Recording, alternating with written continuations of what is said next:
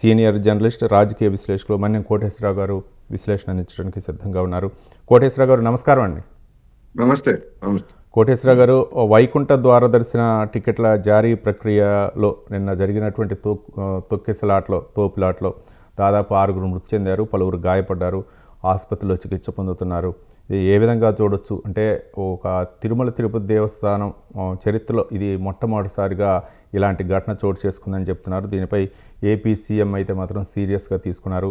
మరోపక్క డిఎస్పీ తప్పిదం వల్ల ఈ ఘటన జరిగిందని టీటీడీ చైర్మన్ వ్యాఖ్యానించారు. ఏ విధంగా చూడొచ్చు అంటారు? ఇది చాలా అత్యంత దురదృష్టకరమైనటువంటి ఘటన. అదే సమయంలో అధికార యంత్రాంగం, టీటీడీ యంత్రాంగం కానీ లేదా పోలీసు యంత్రాంగం కానీ అత్యంత బాధ్యతారహితంగా వ్యవహరించినటువంటి ఉదంతంగా కూడా చరిత్రలో నమోదైందనేది మనం గమనించాలి. చంద్రబాబు నాయుడు గారు దిగ్భ్రాంతి చెందొచ్చు, లేకపోతే జరిగిన ఘటన మీద అధికార యంత్రాంగం మీద ఆగ్రహం వ్యక్తం చేసినట్టు వార్తలు లేదా ప్రకటనలు చేయొచ్చు. కానీ అసలు ఇటువంటి అంటే పెద్ద సంఖ్యలో క్రౌడ్ వచ్చేటప్పుడు తీసుకోవాల్సినటువంటి జాగ్రత్తల గురించి అధికార యంత్రాంగం ఇంత అంటే మొద్దు చర్మంతో ఎందుకు పనిచేస్తుంది అనేటువంటి పెద్ద ప్రశ్న. అవి సినిమా ఫంక్షన్లు అయినా, లేకపోతే తిరుమల తిరుపతి భక్తులకు సంబంధించినటువంటి దర్శనాలు ఇటువంటివి అయినా కానీ జనం పెద్ద సంఖ్యలో వస్తారు. ఆ పెద్ద సంఖ్యలో వచ్చేటువంటి జనం క్రమశిక్షణ అనేటువంటిది వాళ్ళలో ఉండదు. ఇష్టం వచ్చినట్టు తోపులాట్లకు దిగుతారు అనేటువంటిది అందరికీ తెలిసినటువంటి సత్యం. అనేకమైనటువంటి ఉదంతాలు, అనేకమైనటువంటి తొక్కిసలాట్లు, ఒక తిరుపతి కాదు, దేశంలో అనేక దేవాలయాల్లో జరిగినటువంటి ఉదంతాలు ఇవన్నీ కూడా చూసిన తరువాత ఎందుకని ఇంత నిర్లక్ష్యం వహించారు అనేటువంటిది పెద్ద ప్రశ్న. రెండవది, హైదరాబాద్ లో సంజయ్ థియేటర్ లో సినిమా సందర్భంగా జరిగినటువంటి తొక్కిసలాటను చూసిన తర్వాత ఆ హీరో మీద లేకపోతే దాని నిర్వాహకుల మీద తగిన ముందస్తుగా అనుమతి తీసుకోలేదు, లేదా తగిన ఏర్పాట్లు చేయడానికి లేదు అని చెప్పినటువంటి వాళ్ళు అదే చంద్రబాబు నాయుడు గారు మన అల్లు అర్జున్ కి ఫోన్ చేసి జైలుకి వెళ్ళి ఒకరోజు జైలుకి వెళ్ళి వచ్చినందుకు పరామర్శ కూడా చేసినటువంటి పూర్వరంగంలో, మరి తన పాలనలో ఎందుకని భక్తుల పట్ల ఈ విధమైనటువంటి నిర్లక్ష్యం వహించారు, దీనికి బాధ్యత ఎవరిది అనేటువంటి ప్రశ్న. ఎవరో ఒక డిఎస్పీ గేట్ తెరిచాడు, ఆ తెరిచినటువంటి గేట్ తోటి అని చెప్పేసి చెప్తున్నారు. ఎందుకు డిఎస్పీ ఎందుకు తెరిచాడు అంటే, ఒక మహిళకి అనారోగ్యం పాలైంది, ఆమెను రక్షించి ఆసుపత్రికి తీసుకెళ్ళడానికి గేట్ తెరిచాడు అనేటువంటిది మరొక వర్షనం. అసలు సమస్య ఒక దగ్గర కాదు కదా, అనేక దగ్గర జరిగినటువంటి తొక్కిసలాటలు. అందువలన యంత్రాంగం, పోలీస్ యంత్రాంగం కావచ్చు లేదా టీటీడీ యంత్రాంగం కావచ్చు, అత్యంత నిర్లక్ష్యపూరితంగా వ్యవహరించారు అనేటువంటిది ఒకటి. అందుకని మరి దీనికి బాధ్యత ఎవరిది? ఎవరు తీసుకుంటారు బాధ్యత? దిగ్భ్రాంతి వ్యక్తం చేయడం, లేకపోతే రంకెలు వేసినట్టు జనం ముందు షో చేయటం, ఇది కాదు కదా కావాల్సింది. వీళ్ళకి తెలుసు గత కొద్ది సంవత్సరాలుగా వైకుంఠ దర్శనానికి పెద్ద ఎత్తున డిమాండ్ వస్తా ఉంది, భక్తులు కూడా లక్షల మంది తరలి వస్తున్నారు అనేటువంటిది మరి తెలియకుండా జరుగుతుంది. ఇదంతా అంటే ఏంటంటే నిర్లక్ష్యం, పోతే ఉంటే అనేటువంటిది తప్ప మరొక బాధ్యతాయుతమైనటువంటి తీరు లేదు అనేటువంటిది.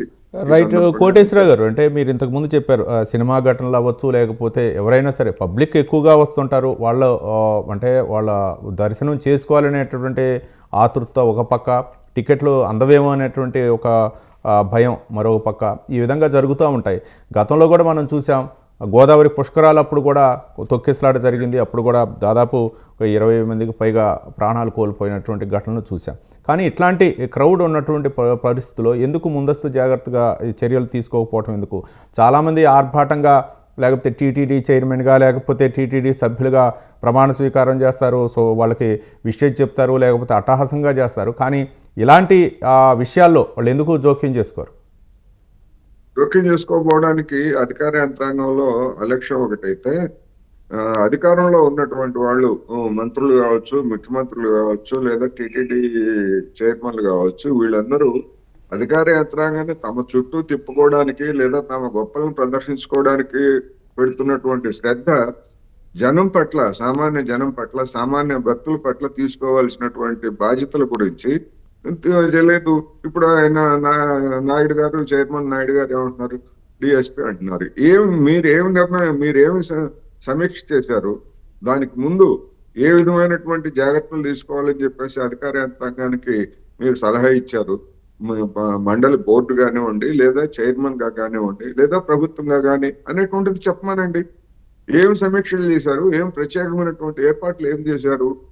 మరి ఎక్కడ ఏ పత్రికలో కూడా ప్రభుత్వానికి అనుకూలంగా రాసేటువంటి పత్రికలు కానీ, లేదా ప్రభుత్వాన్ని విమర్శించేటువంటి పత్రికలు కానీ ఎక్కడ కూడా ముందస్తుగా ఇదిగో ఈ విధమైనటువంటి భద్రతా ఏర్పాట్లు చేయాలి, సంధ్యా థియేటర్ పూర్వరంగం కావచ్చు, లేదా అక్కడే గతంలో కూడా తొక్కిసలాటలు జరిగాయి ఆ తిరుపతిలోనే, ఆ వైకుంఠ ద్వార దర్శనం సందర్భంగానే.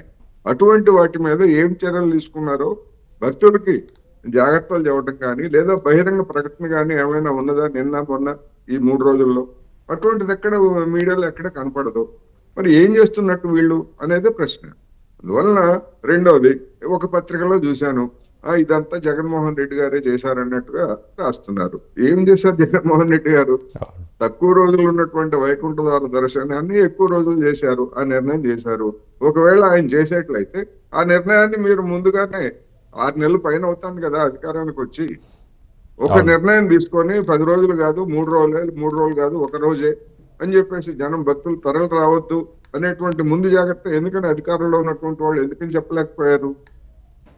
అంటే ప్రతి దాన్ని ఎవరో ఒకరి మీద నెట్టేసేటువంటి ఒక బాధ్యతారహితమైనటువంటి ధోరణి కూడా కనిపిస్తా ఉంది.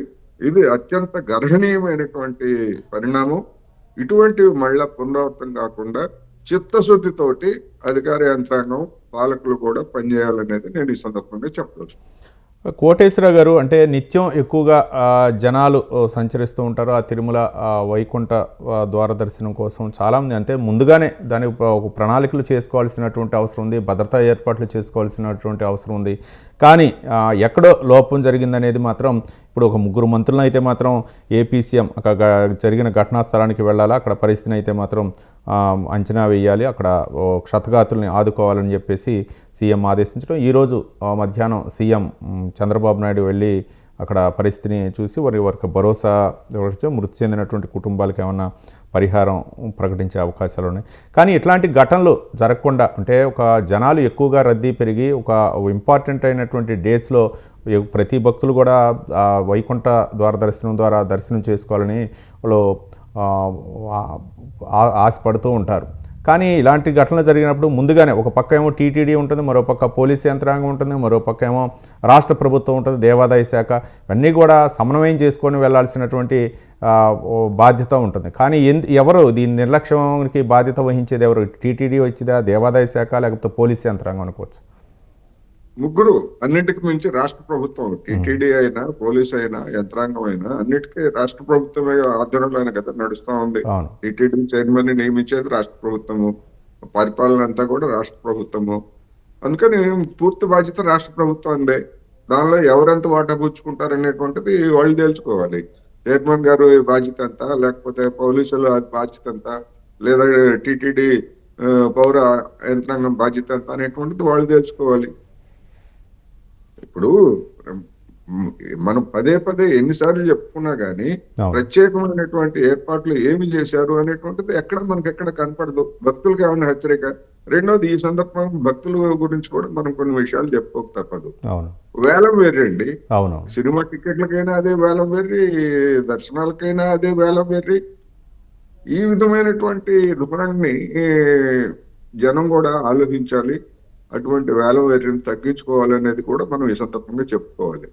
అందుకని ఇట్లాంటి వేలం వెర్రిని క్రియేట్ చేయడంలో లేదా పెంచడంలో అధికార యంత్రాంగం మొత్తం ప్రకటనల మీద ప్రకటనలు, మీకు అన్ని ఆ సౌకర్యాలు కల్పిస్తున్నాం, ఈ సౌకర్యాలు కల్పిస్తున్నాం అని చెప్పేసి భక్తుల యొక్క మనోభావాలని సొమ్ము చేసుకోవడానికి ప్రకటనల మీద ప్రకటనలు చేస్తున్నటువంటి అధికార యంత్రాంగం కావచ్చు, లేదా మంత్రులు కావచ్చు. మరి ఏర్పాట్ల విషయానికి వచ్చేసరికి ఎందుకు ఇంత బాధ్యతారహితంగా ఉంటున్నారు? ఇది తీరా ఆందోళన కలిగించేటువంటి అంశం. ఇది భక్తులు కూడా ఆలోచించుకోవాలి. అధికారులు లేదా మంత్రుల మాటలు నమ్మి అక్కడికి వెళ్ళొద్దు, ఇంకొక సందర్భంలో దర్శనాలు చేసుకోవచ్చు, వైకుంఠ ద్వారా దర్శనం ద్వారానే మొత్తం అంతా విముక్తి అని అనుకుంటే అది పొరపాటు. ఎందుకంటే మిగిలిన రోజుల్లో కూడా లక్షలాది మంది భక్తులు వస్తున్నారు కదా. రైట్. వల్ల భక్తులు కూడా ఇటువంటి ఉదంతాల సందర్భంగా తొక్కిసలాట్లకి గురయ్యేటువంటి పరిస్థితిని తెచ్చుకోవద్దు అనేటువంటి సమయం పాటించకపోయేట్లయితే ఇది మరోసారి పునరావృతం అయినా ఆశ్చర్యం లేదు. అవ్వకూడదని అందరం కోరుకుంటున్నారు. కానీ ఈ తీరు చూస్తా ఉంటే భక్తులకు కూడా ఉండాలి కదా సమయం. అవును. అందువలన డెఫినెట్ గా ఇది సమాజం ఆలోచించాలి. కానీ కోటేశ్వరరావు గారు ముందుగానే ఇట్లాంటి ఇంపార్టెంట్ డేస్ సమయం అప్పుడు ముందుగానే హెచ్చరికలు జారీ చేసి ఉంటే కొంతమంది భక్తులు అంటే వెనక్కి తగ్గే ఉండే వాళ్ళ అవకాశం, వీళ్ళైతే మిగిలినటువంటి రోజుల్లో దర్శనాలు చేసుకునేట్టుకు అవకాశం ఉండేదనుకోవచ్చా? హెచ్చరికలు అంటే అధికారులు, పోలీస్ యంత్రాంగం అవ్వచ్చు, లేకపోతే దేవాదాయ శాఖ అవ్వచ్చు, లేకపోతే టీటీడీ అవ్వచ్చు, ఇట్లా రద్దీ ఎక్కువగా ఉండే అవకాశం ఉంది, భక్తులకి మనవి అంటూ చెప్తూ వాళ్ళకు మిగిలినటువంటి రోజుల్లో దర్శనం చేసుకోవాలి చేయాలి, జనం దాన్ని పట్టించుకోవాలి. అన్నిటికంటే ముఖ్యం అవసరమైనటువంటి భద్రతా సిబ్బందిని పెద్ద ఎత్తున ఇతర ప్రాంతాల నుంచి కూడా అవసరమైతే తాత్కాలికంగా ఎన్ని రోజులు రద్దీ ఉంటుందో అన్ని రోజులు సమీకరించాలి. ఒక ప్రధానమంత్రో లేకపోతే ఇంకొక మంత్రో వస్తే మొత్తం వేలాది మందిని ఇతర ప్రాంతాల నుంచి ఒక దగ్గరికి సమీకరిస్తున్నటువంటి ప్రభుత్వాలు ఎన్ని లక్షల మంది వస్తారు, ఇంత క్రౌడ్ వస్తుంది, ఈ క్రౌడ్ ని కంట్రోల్ చేయటం అక్కడ ఉన్నటువంటి రెగ్యులర్ సిబ్బంది వల్ల కాదు, వాళ్ళ తలకు మించిన భారం అనేటువంటి ఆలోచన ఎందుకు రావట్లేదు ప్రభుత్వానికి, ఉన్నతాధికారులకి, పోలీస్ అధికారులకు కావచ్చు, లేదా అక్కడ ఉన్నటువంటి టీటీడీ అధికారులకు ఎంతో అనుభవం ఉంది కదా. ఏదో కొత్తగా ఒక రోజు ఇవాళ అనుకోకుండా జరిగినటువంటి ఉత్సవం లేకపోతే కార్యక్రమం, దీనికి ఎంతమంది వస్తారని మేము అనుకోలేదు అని చెప్పడానికైతే దాన్ని అర్థం చేసుకోవచ్చు. కానీ అది కాదు కదా. ప్రతి సంవత్సరం ఏడాది వైకుంఠ ద్వార దర్శనానికి భక్తులు తాకిడి పెరుగుతా ఉంది అనేటువంటి లెక్కలు చెప్తున్నాయి, జనానికి అందరికీ తెలుసు. కానీ కోటేశ్వరరావు గారు, రైట్, సామాన్య భక్తులు ఇలాంటి ఇబ్బందులు ఎదుర్కొంటూ ఉంటారు. కానీ ఒకవేళ టోకెన్లు జారీ చేసినా సరే విఐపీల తాకిడి దృష్ట్యా సామాన్యులకు కూడా చాలా ఇబ్బందులు ఎదురవుతున్నాయి. అంటే వాళ్ళకి చూపించినటువంటి శ్రద్ధ సామాన్య భక్తులపై చూపించట్లేదు అనేటువంటి విమర్శలు కూడా ఉన్నాయి. డెఫినెట్ గా ఇప్పుడు దేవుడి ముందు భక్తులందరూ సమానమే అంటారు, కానీ దేవుడి ముందు భక్తులందరూ సమానం కాదు. ఎంత డబ్బులు ఎక్కువ ఇస్తే, ఎంత పలుకుబడి ఉంటే వాళ్ళకు ప్రత్యేకత ఉందనేటువంటిది అందరికీ తెలిసినటువంటి సత్యం. అది విఐపీలు, ఎమ్మెల్యేలు, ఎంపీలు, వాళ్ళ సిఫార్సులు, లేఖలు, ఇవన్నీ మనకు తెలిసినటువంటివే. అవన్నీ ఉన్నాయి, లేవని అంటలేదు. కానీ వేలాది మంది, లక్షలాది మంది తరలి వచ్చేటువంటి సమయంలో ప్రత్యేకమైనటువంటి ఏర్పాట్లు మీరు చేయండి. విఐపీల సేవలు తరించండి, వాళ్ళకి కాళ్ళు గడ్డాలు పట్టుకొని మొత్తం ఏమైనా చేయండి, ఇబ్బంది లేదు. కానీ సామాన్య భక్తులను ఎందుకు నిర్లక్ష్యం చేస్తున్నారు, కనీస బాధ్యతల్ని ఎందుకు విస్మరిస్తున్నారు అనేటువంటిది సమస్య ఇక్కడ. అటువంటిది ఎక్కడ ఎవరు జవాబుదారీతనం, ముఖ్యమంత్రి గారిని చెప్పమనండి, జవాబుదారీతనం ఉందా లేదా, దానికి ఎవరిది బాధ్యత, ఎవరి మీద చర్య తీసుకుంటారు చెప్పమనండి. ఆయన వస్తారు, పరామర్శిస్తారు, మంత్రులు పరామర్శిస్తారు, జరిపోయినటువంటి ప్రాణాలను తీసుకురాలేరు, ఏదో కాంపెన్సేషన్ ఇస్తారు. కాంపెన్సేషన్ తోటి సమస్య కాదు కదా. దీనికి బాధ్యులు ఎవరిని, ఈ ఘటనకు సంబంధించి బాధ్యత మొత్తంగా ఎవరిని, ఒక డిఎస్పీని బలి చేస్తారా, లేకపోతే ఎవరైనా ఇంకొక చిన్న అధికారిని బలి చేస్తారా? మొత్తంగా దీనికి బాధ్యత వహించాల్సింది ఎవరు తేల్చమనండి. తేల్చి జనానికి, భక్తులకి చిత్తశుద్ధితోటి ప్రకటన చేయమనండి. మొత్తంగా మేము విఫలమయ్యామని చెప్పేసి క్షమాపణ అడగమనండి. నేనైతే అదే చెప్తున్నా.